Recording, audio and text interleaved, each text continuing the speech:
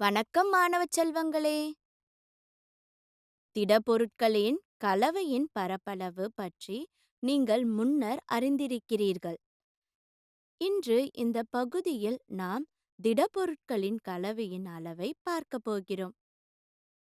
இந்த முந்தைய அமர்வில் இரண்டு அடிப்படை திடப்பொருட்களின் கலவையால் உருவாக்கப்பட்ட திடப்பொருட்களின் பரப்பளவை எவ்வாறு கண்டுபிடிப்பது என்பதை நாம் விவாதித்தோம். ட்ரக் கொள்கலனுக்கு தேவையான பெயிண்டை கணக்கிடுவது அல்லது தனித்துவமான பரிசு பெட்டிகளுக்கான பேப்பரை தீர்மானிப்பது போன்ற நடைமுறை பயன்பாடுகளை இந்த அறிவு எவ்வாறு கொண்டுள்ளது என்பதை நாங்கள் கற்றுக்கொண்டோம்.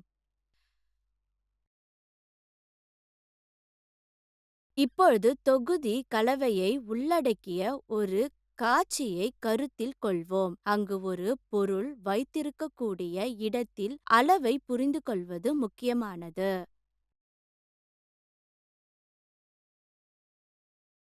ஒரு கேப்சூலை பற்றி சிந்தியுங்கள். இது ஒரு எளிய வடிவம் மட்டுமல்ல, இது ஒரு உருளை மற்றும் இரண்டு அரைக்கோளங்களின் அம்சங்களை ஒருங்கிணைக்கிறது.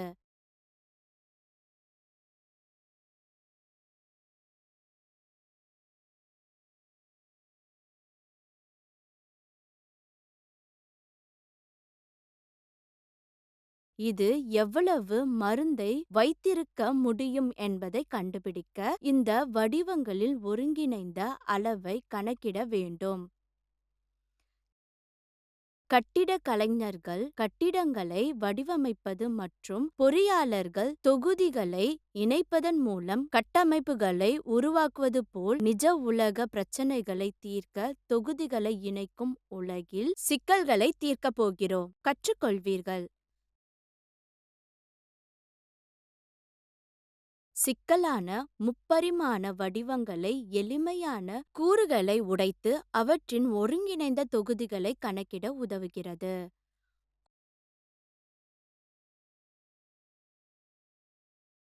கூட்டு புள்ளி விவரங்களில் மொத்த அளவை அவற்றின் தனிப்பட்ட கூறுகளின் தொகுதிகளை கூட்டுவதன் மூலம் கணக்கிடவும்.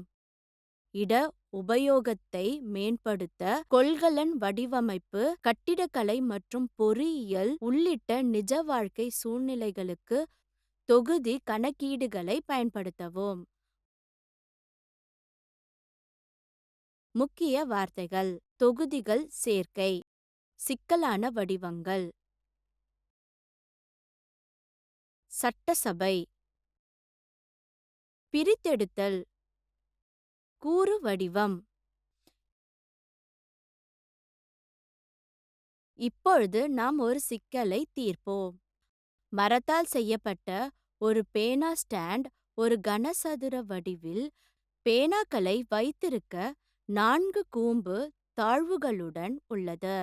கனசதுரத்தின் பரிமாணங்கள் 15 centimetre x 10 centimetre x 3.5 centimetre ஆகும். ஒவ்வொரு பள்ளத்தின் ஆரம் 0.5 சென்டிமீட்டர் மற்றும் ஆழம் 1.4 சென்டிமீட்டர் ஆகும்.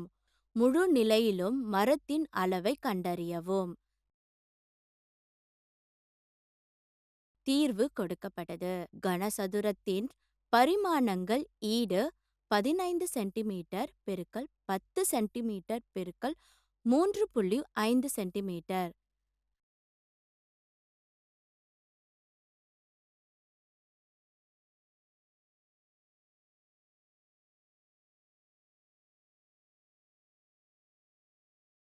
இறக்க கூம்பின் ஆரம், அதாவது கூம்பு, ஈடு 0.5 சென்டிமீட்டர். தாழ்வு கூம்பின் ஆழம், அதாவது உயரம், ஈடு 1.4 சென்டிமீட்டர்.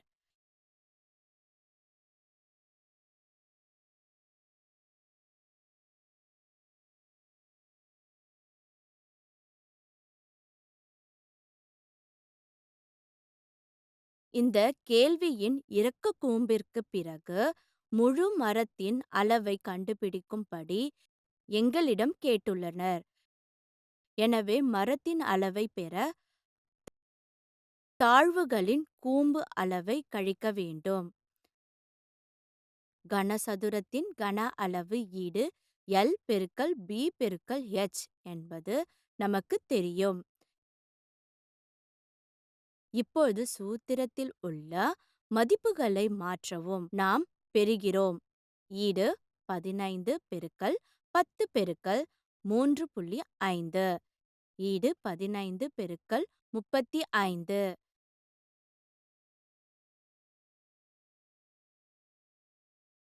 ஈடு 525 சென்டிமீட்டர் மேலிலக்கம் 3. எனவே கனசதுரத்தின் கன அளவு ஈடு 525 சென்டிமீட்டர் மேலிலக்கம் 3. இப்போது இறக்க கூம்பு அளவை கண்டறியவும். அதாவது கூம்பு மற்றும் அதே பரிமாணங்களை கொண்ட 4 அத்தகைய தாழ்வுகள் இங்கே உள்ளன.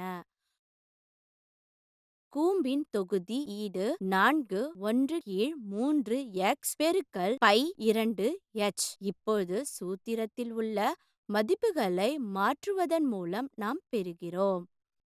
ஈடு 4 பெருக்கல் 1/3 பெருக்கல் 22 கீழ் 7 0.5 பெருக்கல் 0.5 பெருக்கல் 1.4.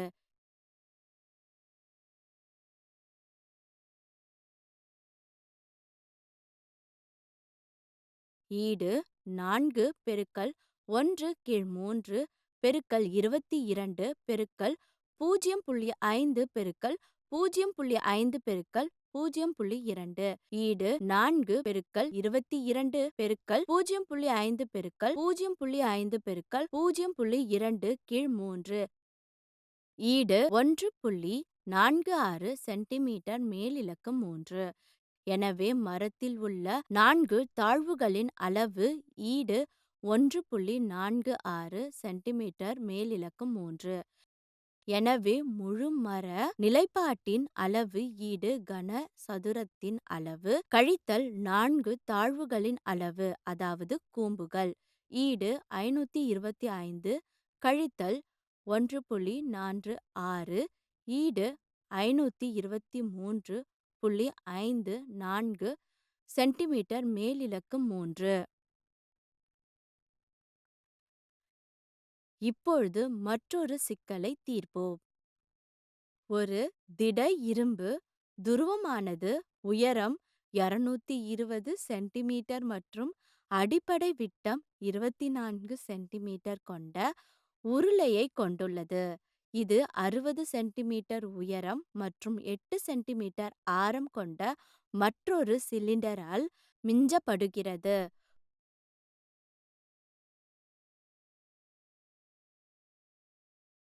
தீர்வு.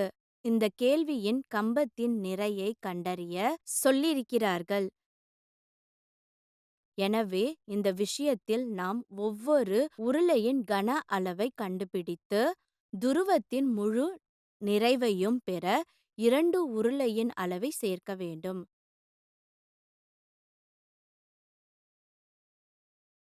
கொடுக்கப்பட்ட பெரிய உருளையின் ஆரம், அதாவது R, ஈடு 12 சென்டிமீட்டர். பெரிய உருளையின் உயரம், அதாவது h, ஈடு 220 சென்டிமீட்டர். சிறிய உருளையின் ஆரம், அதாவது r, ஈடு 8 சென்டிமீட்டர். சிறிய உருளையின் உயரம், அதாவது h, ஈடு 60 சென்டிமீட்டர்.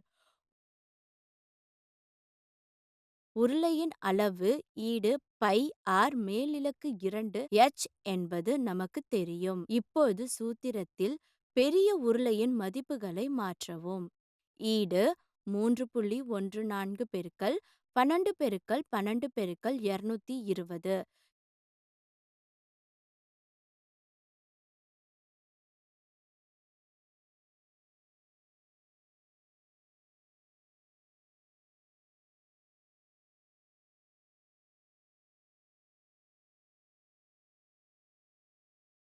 ஈடு 99,475.2 சென்டிமீட்டர் மேலிலக்கம் 3.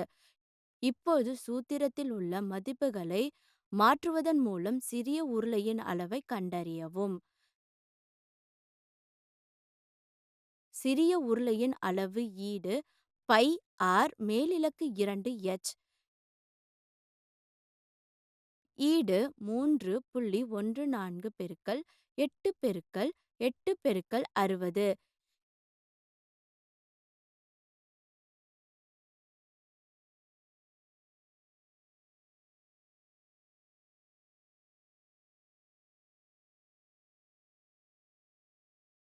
ஈடு 12,057.6 சென்டிமீட்டர் மேலிலக்கு 3. உருளையின் மொத்த அளவு ஈடு பெரிய உருளை கூட்டல் சிறிய உருளை ஈடு 99,475.2 கூட்டல் 12,057.6 ஈடு 1,11,532.8 சென்டிமீட்டர் மேலிலக்கு 3.